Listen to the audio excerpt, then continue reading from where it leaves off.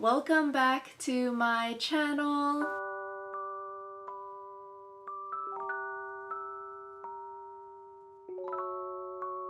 Very exciting with the June LSAT score release. Today I'm going to be talking about how I use my iPad to create an LSAT wrong answer bank to study from. So if you're new to my channel, hello, my name is Rachel. I graduated from UC Berkeley in the class of 2020. So with the iPad, I have an entirely separate video talking about the iPad, all of the apps that I use, all of the accessories that I use when I studied for the LSAT with the iPad, so I'll have that video linked down below. Today we are specifically going to be talking about creating a wrong answer bank. So for me, when studying for the LSAT, I found it to be very helpful to create a wrong answer bank. For me, I think it was helpful because when you got a question wrong, whether it was when you were drilling practice problems or when you were taking full-time practice tests, I think for me, sitting down, looking at the question again,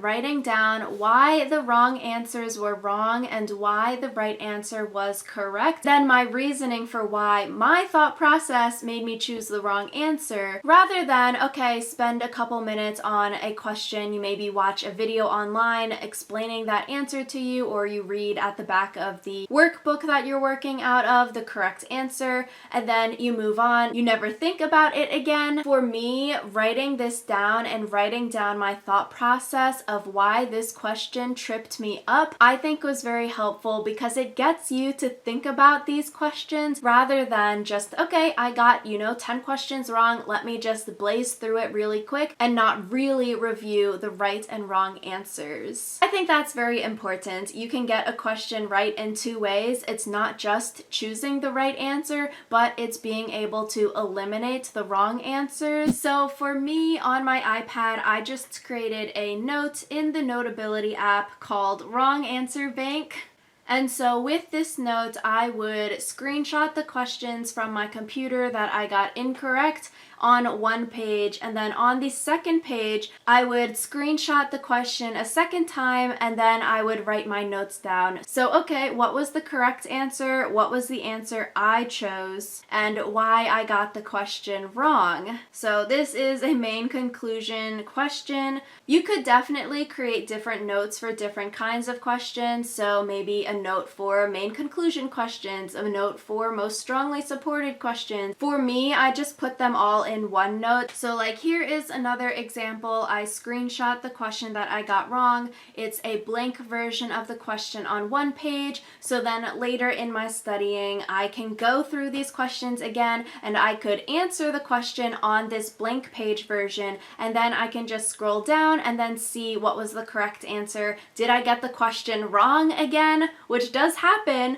or did I get the question right the second time around when I'm studying this material again? So the blank question version is very useful, so you can practice it again without knowing the answer already. So this question looks like I got wrong twice. First in the first round go through, second in blind review, choosing answer C when the correct answer was B. For the other answers like A and E that didn't really trip me up, I wasn't necessarily confused by them, I would still write down, okay, so like answer choice A, WC is like, who cares? It is not a part of the argument. It has no bearing on the argument. Like, you should not pick that answer. Answer choice E here, it seems to weaken the stimulus. This question is asking you to strengthen the argument. So then I went through and wrote little explanations. Why are answer choices C and D incorrect? And why is B correct? Which I think this is very helpful because a lot of times, for me, I feel like I think things, but writing things down really helps you to articulate your thought process. It's not just like, oh yeah, I could have gotten that answer if I just had more time, or maybe I misread the answer choice or the stimulus. Like, no, that is not a good reasoning for why you get the question wrong. Being careless is not a good reason. So this is like writing down specifically what the issue was in your thought process.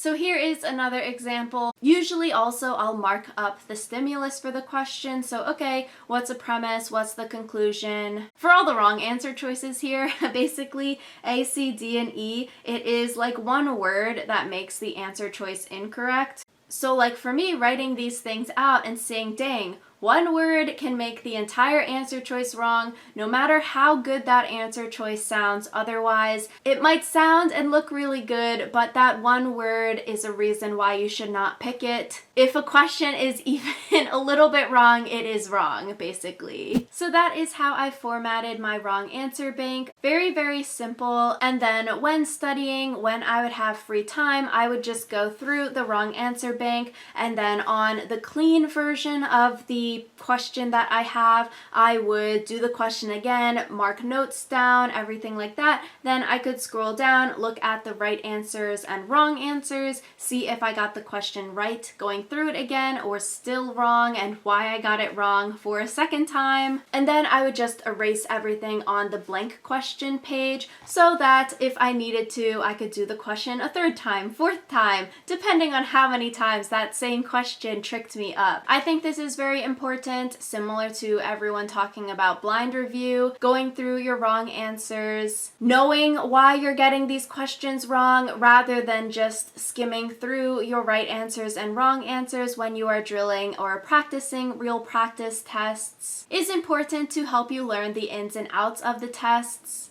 And I do think analyzing the questions by writing it down, you do start to see some like patterns in right answers and wrong answers. But yeah, this is what works for me with a wrong answer bank. Maybe something similar works for you. Maybe something completely different works for you. I think for studying any kind of test or exam, you've got to figure out your best study habits and study practices that allows you to study successfully. So yeah, that is a little bit about my wrong answer bank when studying for the LSAT. If you have any questions or any other LSAT related videos that you want to see me do, definitely leave a comment down below. Thank you all so much for watching, and I will see you all next time.